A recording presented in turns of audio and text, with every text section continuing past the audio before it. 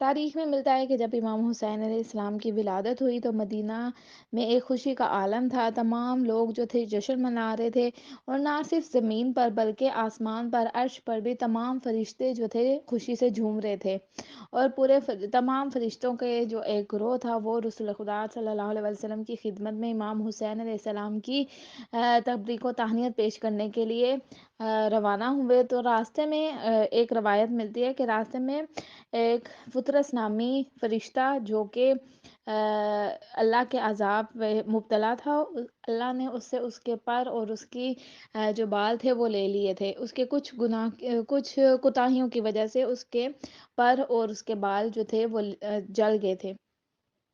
جب آنے لگے تو اس نے کہا کہ کہاں جا رہے ہو؟ تو حضرت جبرائیل نے پوچھا۔ حضرت جبرائیل علیہ السلام نے کہا کہ رسول خدا کے ہاں ایک بیٹا پیدا ہوا ہے، ہم اس کی تبریک و تہنیت پیش کرنے جا رہے ہیں۔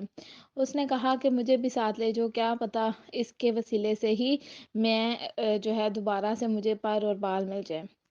البتہ تمام یہ گروہ فرشتوں کا گیا۔ جب گئے تو فطرس نے رسول خدا سے کہا کہ یا رسول اللہ، کہ آپ کے ہاں مطلب بیٹا پیدا ہوا ہے، آپ اللہ سے دعا کریں کہ میرے عذاب کو ٹال دے، جو مجھ پر عذاب ہو رہا ہے وہ ٹال دیں۔ تو رسول خدا نے کہا کہ جاؤ اور جا کر اپنے بدن کو حسین کے بدن سے مس کرو۔